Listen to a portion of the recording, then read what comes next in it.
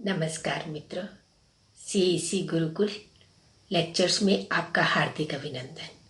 मैं प्रोफेसर विनीता कुमारी, स्वामी श्रद्धानंद कॉलेज, दिल्ली विश्वविद्यालय, आज आपके सम्मुख मार्क्सवादी चिंतक, समाजवादी यथार्थवाद से जुड़े हुए कहानीकार यशपाल की साहित्यिक अवदान पर चर्चा करूंगी। यशपाल नाम से ही यश को लेकर के वो चलने वाले हैं, तो और सामाजिक यथार्थ से जुड़े हुए कहानीकार हैं। मार्क्सवादी दृष्टिकोण से प्रभावित रहे और प्रगतिवादी विचारधारा को लेकर साहित्य में जिसे प्रगतिवाद कहा गया, जो कार्ल मार्क्स की विचारधारा से ही प्रेरित प्रभावित था, उसी विचारधारा को लेकर के साहित्यिक रचना करने वाले एक यथार्थवादी कहानीकार के रूप में, उपन्यासकार के रूप में यशपाल का नाम साहित्य जगत में प्रसिद्ध है। हम इनके जीवन परिचय की बात करें तो इनका जन्म 3 दिसंबर 1903 में फिरोजपुर छावनी में हुआ। इनकी प्रारंभिक शिक्षा गुरुकुल कांगड़ी में ही हुई, क्योंकि इनके परिवार का जो वातावरण था, परिवेश था, वे आर्य समाजी परिवेश था और उनकी माताजी चाहती थी कि इनके अंदर भी वही संस्कार बने, तो इनको बाल्यकाल से ही गुरुकुल में डाला गया। 7वीं कक्षा तक वहां पढ़े, उसके बाद स्वास्थ्य ठीक न होने के कारण इनको वहां से वापिस आ जाना पड़ा। बाल्यकाल से ही मेधावी थे, प्रतिभा संपन्न थे और उसके पश्चात मैट्रिक की परीक्षा जब पास की तो फिर नेशनल कॉलेज में दाखिला लिया और आगे की पढ़ाई वहां से की। 1976 में इनका निधन हो गया। तो और अपना पूरा जीवन ये साहित्य सर्जना में ही लगे रहे। जहां तक इनके व्यक्तित्व की बात है, हम इनके व्यक्तित्व को देखते हैं तो ये बाल्यकाल से ही विद्रोही प्रवृत्ति के रहे। स्वाधीनता से पूर्व का इनका जन्म हुआ है, 1903 का जन्म हुआ है और जब तक इन्होंने होश संभाला तो अपने बाल्यकाल से ही इन्होंने ब्रिटिश साम्राज्य का आतंक, उनके अत्याचार देखे। मुख्य सड़कों पर हिंदुस्तानियों को चलने का अधिकार नहीं था, वहां केवल ब्रिटिश शासक ही जा सकते थे और कच्चे रास्ते पर, पगडंडियों पर हिंदुस्तानी चलते थे और उनके सामने सिर झुका के चलना, उनके सामने सलामी करना, तो ये सब बाल्यकाल से ही इन्होंने देखा, जिसके कारण इनके मन में बाल्यकाल से ही एक ब्रिटिश शासक के प्रति विद्रोह का भाव बीज रूप में पनपने लगा। उनका अपना एक संस्मरण है, सिंहावलोकन, 3 भागों में है। उसमें अपने वे संस्मरणों में बताते हैं कि मैंने अंग्रेजों को सड़क पर सर्वसाधारण जनता से सलामी लेते देखा है, हिंदुस्तानियों को उनके सामने गिड़गिड़ाते हुए देखा है, इससे अपना अपमान अनुमान किया है और उसके प्रति विरोध अनुभव किया। तो परिवेश ही ऐसा था, स्थितियां ऐसी थी जिसने बाल मन को प्रभावित किया और बाल मन में एक विरोध का भाव जागृत हुआ। कुएं पर देखा स्त्रियां पानी भरने गई हुई हैं और जैसे ही अंग्रेज सैनिक आते हैं तो वे स्त्रियां अपने घड़े वहीं छोड़ करके और भाग लेती हैं। तो इस तरह से वे जो एक घृणा का भाव था वो धीरे धीरे विद्रोह के रूप में परिवर्तित होने लगा। और जब युवा हुए तो गांधी जी का असहयोग आंदोलन था। जब रोलट एक्ट आया, उसके विरोध में असहमति जब प्रकट की गई तो ये उनसे प्रभावित हुए और ये भी आंदोलन में भागीदार बने। परंतु इनको जब ये आंदोलन वापस ले लिया गया तो इनके मन में एक असहमति का भाव जागृत हुआ और भले ही इन्होंने स्वाधीनता आंदोलन में सक्रिय रूप से भाग लिया था, परंतु उस समय स्वाधीनता के लिए 2 अलग अलग गुट बन गए थे, दल बन गए थे, एक गरम दल और एक नरम दल। नरम दल के नेतृत्व गांधी जी कर रहे थे, जो सत्याग्रह के माध्यम से, अहिंसा के माध्यम से स्वाधीनता प्राप्ति की बात करते थे। और दूसरी ओर युवकों का दल था जो क्रांति का रास्ता अपनाते थे। और इन्होंने भी जब नेशनल कॉलेज में दाखिला लिया और वहां पर इनकी भेंट भगत सिंह से, सुखदेव से, भगवती चरण वोहरा से हुई, तो बाल्यकाल से जो एक अंग्रेजी शासन सत्ता के प्रति विद्रोह का भाव था, वह बीज जो है वो यहाँ आकर के पल्लवित पुष्पित होता है। तो ये उनके साथ मैत्री संबंध स्थापित करते हैं और नवजवान भारतीय सभा के सदस्य बनते हैं और उनके साथ स्वाधीनता आंदोलन में सक्रिय रूप से भागीदार बनते हैं। कई स्थानों पर जहां क्रांतिकारियों द्वारा विदेशी शासन की लूटपाट की जाती है या उनके बम फेंके जाते हैं, तो उनमें ये भी उनके सहयोगी रहे और पकड़े गए, जेल में बंद हुए। 1932 में इनको जेल में बंद किया गया और जेल में रहते हुए ही इन्होंने अनेक भाषाओं का अध्ययन किया, अनेक भाषाएं सीखी, बंगला, फ्रेंच, रूसी, इतालवी, इन सब भाषाओं का ज्ञान प्राप्त किया।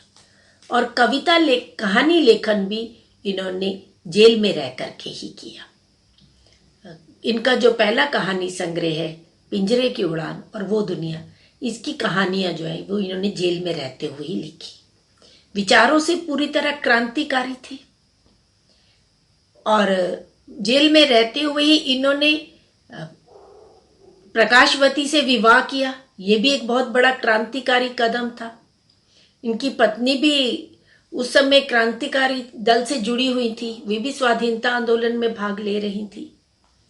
और जेल से जब छूट करके आए, बाहर आए, हालांकि पहले तो इनको 14 साल की आजीवन सजा दे दी गई थी, परंतु बाद में जेल से बरी हो गए और बाहर आए और फिर इन्होंने विप्लव पत्र का प्रकाशन करना प्रारंभ किया और उसी का एक उर्दू संस्करण बागी नाम से भी निकाला गया। और इस पत्र में अंग्रेजों के विरुद्ध, उनकी नीतियों के विरुद्ध, उनके अत्याचारों के विरुद्ध समाज को जागृत करने का कार्य किया जाता था, तो जिसका अंग्रेजों ने एतराज किया और विप्लव को बंद करना पड़ा। तो 3 साल चला, 38 में प्रारंभ हुआ, 1941 में ये इसका प्रकाशन बंद हो गया और फिर स्वतंत्रता प्राप्ति होने पर 1947 से इसका पुनः प्रकाशन प्रारंभ हुआ। रक्ताब पत्र के प्रधान संपादक रहे। नया पथ मार्क्सवादी एक साहित्यिक मासिक पत्रिका थी, उसके भी ये संपादक रहे। तो जहां पहले इन्होंने गोली से, बुलेट से प्रारंभ किया था और बुलेट से फिर बुलेटिन तक आ गए। जहां पहले बम फेंकने से, गोली चलाने से क्रांतिकारी स्वर लेते हुए अपनी आवाज उठाई अंग्रेजों के विरुद्ध, वहीं फिर ये कलम के माध्यम से, पत्र पत्रिकाओं के माध्यम से कहानी लेखन करके, उपन्यास लेखन करके, निबंधों के लेखन करके अंग्रेजों के विरुद्ध समाज में एक जागृति ला रहे थे। तो इस तरह से इन्हें कलम का धनी कहानीकार के रूप में, कथाकार के रूप में जाना गया। अब हम उनकी रचनाओं की बात करें तो गद्य के विविध क्षेत्रों में इन्होंने अपनी प्रतिभा का परिचय दिया। कहानी लेखन, उपन्यास लेखन, निबंध लेखन, यात्रा वृतांत लेखन, संस्मरण लेखन, सभी विधाओं में इन्होंने साहित्य रचना की। और कहानी संग्रह, इनके 16 कहानी संग्रह प्रकाशित हुए, जिनमें लगभग 200 के करीब कहानियां प्रकाशित हुई। और इनका पहला कहानी संग्रह 1939 में पिंजरे की उड़ान प्रकाशित हुआ। फिर वो दुनिया, ज्ञानदान, अभिशप्त, तर्क का तूफान, भस्मावृत चिंगारी, फूलों का कुर्ता, धर्म युद्ध, उत्तराधिकारी, चित्र का शीर्षक, तुमने क्यों कहा था कि मैं सुंदर हूं, उत्तमी की मां, ओ भैरवी, सच बोलने की भूल, खच्चर और आदमी, भूख के 3 दिन, लैंप शेड, ये इनके कहानी संग्रह रहे। और इनकी काफी ऐसी कहानियां थी जो चर्चित रही, जैसे उतमी की माँ कहानी, फूलों का कुर्ता, सच बोलने की भूल, पिंजरे की उड़ान कहानी, उत्तराधिकारी कहानी, खच्चर और आदमी कहानी। तो ये कुछ ऐसी कहानियां थी, पर्दा कहानी, जो बड़ी चर्चित कहानियां रही और पाठकों द्वारा पर्याप्त सराही भी गई। और इन्होंने कहानियों का विषय अधिकांशतः सामाजिक ढांचा लिया। समाज में स्त्री पुरुष के संबंधों को लेकर, स्त्रियों की शोषण पूर्ण स्थिति को लेकर, उनकी दयनीय दशा को लेकर और सामाजिक व्यवस्था को लेकर अनेक प्रश्न उठाते हैं, उन पर बात करते हैं। पर्दा कहानी, किस तरह से एक निम्न मध्यम वर्ग परिवार अपनी इज्जत को ढकने के लिए एक पर्दे का सहारा लेता है, और वही पर्दा जब उससे छिन जाता है तो उसको लगता है उसकी इज्जत तार तार हो गई, वे नग्न हो गया।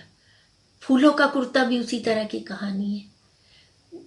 आर्थिक विपन्नता से संपन्न समाज कैसे, और इनकी कहानियों में पहाड़ी जीवन का एक चित्रण मिलता है, जिसमें विशेष रूप से किस गांवों का वर्णन, पहाड़ पे जो गांव है और वहां का कैसा निर्धन जीवन है उसका वर्णन, और प्राकृतिक सौंदर्य का वर्णन पूर्ण कलात्मक रूप से इनकी कहानियों में दिखाई देता है।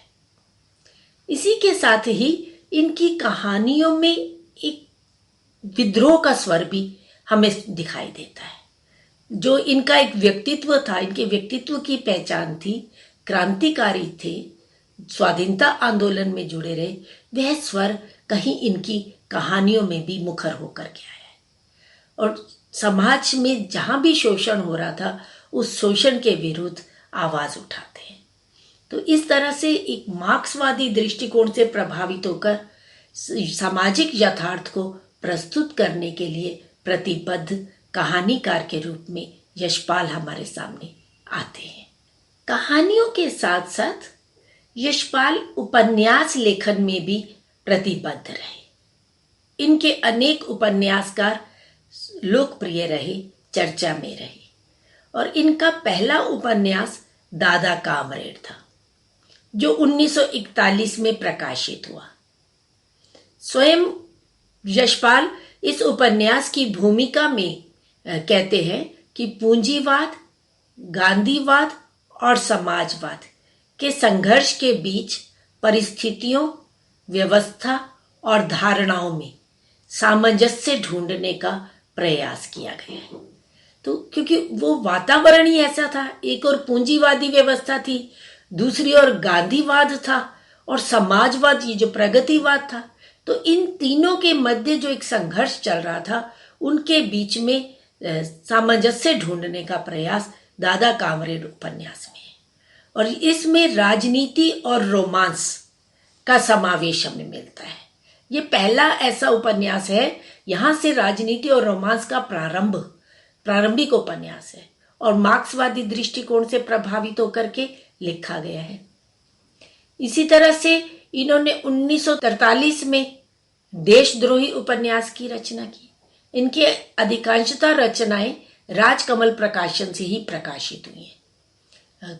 दादा कामरेड उपन्यास, देशद्रोही उपन्यास, आगे और भी जो उपन्यास है, मेरी तेरी उसकी बात, झूठा सच आदि, और कहानियों के संग्रह या प्रतिनिधि कहानियां के रूप में यशपाल की प्रतिनिधि कहानियां राजकमल प्रकाशन से प्रकाशित हुई हैं। तो देशद्रोही उपन्यास भी 1943 में प्रकाशित हुआ, जिसमें नवीन विकसित सामाजिक चेतना को उद्घाटित करने का प्रयास। इसी तरह से 1945 में इनका एक उपन्यास प्रकाशित हुआ, दिव्या। इससे पूर्व दादा कामरेड और देशद्रोही जो उपन्यास थे वो मार्क्सवादी दृष्टिकोण से प्रभावित उपन्यास थे, पर दिव्या ऐतिहासिक परिप्रेक्ष्य में लिखा गया उपन्यास है और बौद्ध धर्म युगीन सामाजिक व्यवस्था के यथार्थ को प्रस्तुत करने वाला उपन्यास है। प्रगतिशील दृष्टिकोण के आधार पर नारी जीवन की सार्थकता का विश्लेषण इस उपन्यास में किया गया है। दिव्या जो पात्र है वो किस तरह से समाज के उच्च वर्ग के शोषण का पात्र बनती है, किस तरह से उसे अपने स्वत्व के लिए, अपने मातृत्व की रक्षा के लिए संघर्ष करना पड़ता है, और कैसे समाज के ठेकेदार उसको सिर्फ उपयोग के वस्तु समझते हैं, और किस तरह से उसका शोषण होता है, और कैसे वे आत्महत्या करने तक को तत्पर हो जाती है, और कैसे वो अपने पूरा जीवन संघर्ष करती रहती है। तो एक नारी जीवन की व्यथा कथा को इस उपन्यास में चित्रित करते हैं। ये यशपाल की अमर कृतियों में मानी जाती है। दादा कामरेड, दिव्या, झूठा सच, मेरी तेरी उसकी बात, ये इनकी कालजयी उपन्यासों में है, श्रेष्ठ उपन्यासों में इनकी रचना गिनी जाती है। ऐसे ही पार्टी कामरेड 1946 में लिखा गया इनका उपन्यास है। ये भी मार्क्सवादी दृष्टिकोण पर आधारित है, और इसीलिए इन पर यह आरोप भी लगाया गया कि ये मार्क्सवाद का प्रचार करने के लिए ही साहित्य सृजन करते हैं। तो मार्क्सवाद के प्रचारक रूप में इनके ऊपर आरोप लगाए गए। मनुष्य के रूप उपन्यास 1949 में इनका प्रकाशित हुआ। ऐसे ही अमिता उपन्यास 1956 में, जो सम्राट अशोक के कलिंग विजय पर आधारित है, और कलिंग की पुत्री छोटी सी अमिता जो बाल मन से प्रेरित है, और वे बाल मन के सरलता से, सहजता से कैसे अशोक का हृदय परिवर्तन करती है, उसको आधार बना करके ये उपन्यास लिखा गया है। ऐसे ही 12 घंटे उपन्यास 1962 में इसकी रचना हुई। अप्सरा का शाप 1965 में, दुष्यंत और शकुंतला की जो पौराणिक कथा है, महाभारत में भी जिसका वर्णन है, और कालिदास ने जिस पर अभिज्ञान शाकुंतलम नाटक की रचना की है, तो उन्हीं पात्रों को, उसी कथा को आधार बना करके और वर्तमान परिप्रेक्ष्य में एक प्रगतिवादी दृष्टिकोण से नए सिरे से इस पर विश्लेषण किया गया है। ऐसे ही क्यों फंसे, ये उपन्यास 1968 में प्रकाशित हुआ। और इनका एक और बड़ा प्रसिद्ध उपन्यास रहा झूठा सच उपन्यास। ये यशपाल की उपन्यास कला का चरम निदर्शन था। इसे महाकाव्यात्मक उपन्यास की संज्ञा दी गई। यशपाल आलोचकों के बड़े शिकार बने। विभिन्न आलोचकों ने, रामविलास शर्मा ने, नेमीचंद्र जैन ने, कुंवर नारायण ने, अनेक आलोचकों ने इन पर विभिन्न प्रकार के आरोप प्रत्यारोप लगाए। इनको अनेक आरोपों का सामना भी करना पड़ा कि कहीं इन्हें मार्क्सवाद का प्रचारक कहा गया, कहीं इन्हें उपन्यास के क्षेत्र में स्थान ही नहीं दिया गया। तो इस तरह से अनेक आरोपों का सामना करते रहे, परंतु ये फिर भी डटे रहे अपने संकल्प से। और झूठा सच उपन्यास 2 खंडों में प्रकाशित हुआ। इसका पहला खंड जो था उसका नाम था वतन और देश। इसमें 1958 में ये प्रकाशित हुआ था। विप्लव कार्यालय लखनऊ से ये प्रकाशित हुआ था। और दूसरा खंड जो था उसका नाम था देश का भविष्य, और ये 1960 में प्रकाशित हुआ। 1942 से लेकर के 1952 तक के भारत के राजनीतिक सामाजिक जीवन का एक यथार्थवादी चित्रण इस उपन्यास में हमें मिलता है। जो पहला खंड है वतन और देश, उसमें तो स्वाधीनता आंदोलन को लेकर के और पंजाब के परिवेश में विभाजन से पूर्व पंजाब की स्थिति का वर्णन किया गया है। वहां के समाज का मानसिक गठन प्रस्तुत किया गया है। निम्न मध्य वर्गीय जो जीवन की त्रासदी है, उनके जीवन की जो विसंगतियां हैं, अव्यवस्था है, उसका यथार्थ चित्र प्रस्तुत करते हैं। विभिन्न राजनीतिज्ञों के कैसे कैसे दाव पेच थे, कैसे कैसे वे जनता को धोखा दे रहे थे, और उनके कारण किस तरह से देश का विभाजन हुआ, भीषण नरसंहार हुआ। ऐसा नरसंहार जो विश्व में कभी कहीं नहीं हुआ। और देश का विभाजन हुआ, देश का ही विभाजन नहीं हुआ, हृदयों का विभाजन हो गया, देश दो टुकड़ों में बट गया और विस्थापितों की कैसी दुर्दशा हुई, विस्थापितों की क्या त्रासदी रही और उसका एक यथार्थ चित्र ये झूठा सच के पहले भाग में प्रस्तुत करते हैं। आगे चल करके भीष्म सानी भी तमस उपन्यास इसी विभाजन की त्रासदी को लेकर के लिखते हैं। और स्वतंत्रता प्राप्ति के बाद का समाज किस तरह से भ्रष्टाचार बढ़ गया, किस तरह से दिखावे और करनी में अंतर आ गया, किस तरह से उच्च वर्ग में स्वार्थपरता बढ़ गई, नेताओं में स्वार्थ लिप्सा, सत्ता लिप्सा बढ़ गई, कैसे निम्न मध्य वर्ग निराशा का शिकार हुआ। इस सब का एक यथार्थ चित्र वे अपने इस झूठा सच उपन्यास में चित्रित करते हैं। एक विशाल फलक पर लिखा गया ये उपन्यास है। इसी तरह से एक और इनका प्रसिद्ध उपन्यास रहा जो पाठकों के द्वारा काफी सराहा गया, चर्चित उपन्यास भी रहा, मेरी तेरी उसकी बात। ये अंतिम उपन्यास था, 1974 में प्रकाशित हुआ।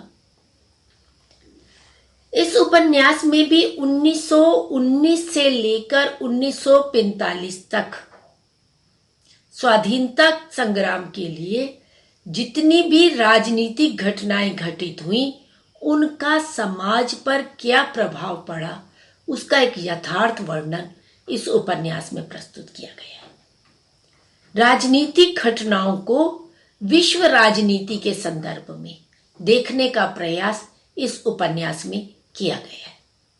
रोलट एक्ट को लेकर वाइसराय की गाड़ी पर बम फेंकने की घटना जो थी, या नमक सत्याग्रह था, या भारत छोड़ो आंदोलन था, असहयोग आंदोलन था, या देश के विभाजन की जो त्रासदी थी उसकी जो भूमिका रही, या और गांधीवादी विचारधारा का कैसे जनजीवन पर प्रभाव पड़ रहा था। तो इन सारी घटनाओं को, इन सारी क्रिया प्रक्रियाओं को, राजनीतिक घटनाओं को विश्व फलक पर उनका विश्लेषण करते हैं इस उपन्यास में। और इस उपन्यास पर 1976 में साहित्य अकादमी से पुरस्कृत भी किया गया। और यशपाल जी ने कहानियों और उपन्यासों की तो रचना की ही, जो पाठकों के द्वारा पर्याप्त सराही भी गई, उनके साथ साथ निबंधों की रचना भी की। इनके कई निबंध संग्रह भी रहे। न्याय का संघर्ष, बात बात में बात, देखा सोचा समझा, बीबी जी कहती हैं मेरा चेहरा रोबीला है, इन निबंध संग्रहों की रचना की।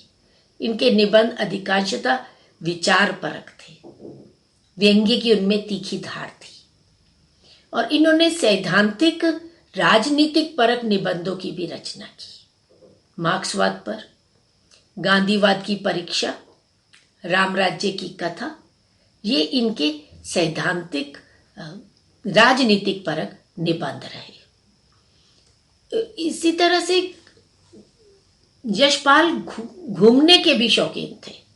देश विदेश की उन्होंने अनेक यात्राएं की और विशेष रूप से यूरोप की उन्होंने अनेक यात्राएं की। तो अपने यात्रा के अनुभवों को उन्होंने यात्रा वृत्तांतों में प्रस्तुत किया।